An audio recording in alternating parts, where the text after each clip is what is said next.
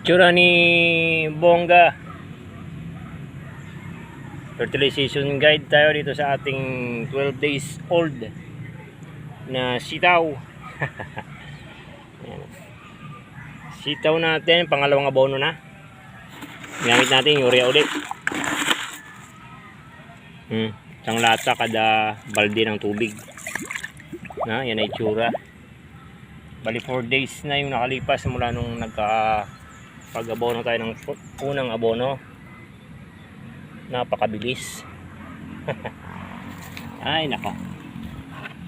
Hindi pa natin naayos yung trellis. Hanggang doon yan. Medyo madamo na. Ay, itsura ni Bongga. Ganyan na itsura pagka na-abonuhan ng urea, no? Mabilis talaga bubulas si sitaw. Nalin mabuti. Madali lang ito namin si urea.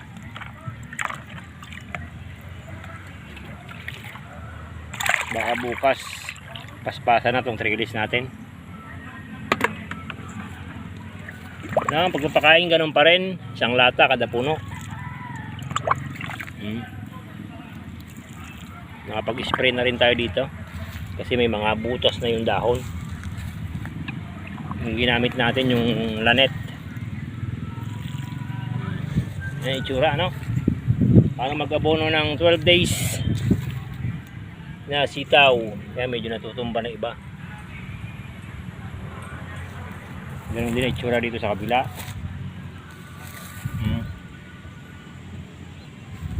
Maghahabol na. Tapos yung pipinong F2 tumubo lang yan. Ganyan ang itsura, habunan din.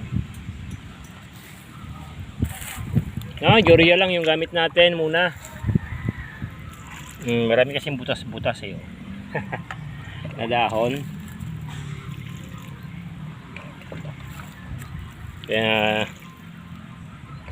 nakapag-spray na. Bunan din natin yung pipino. Pang konsumo man lang.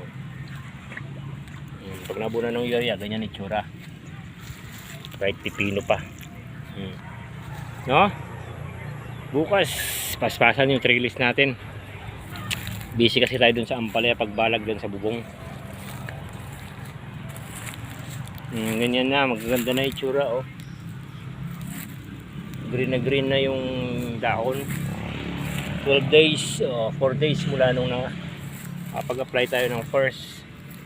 May namatay dito. Thank you.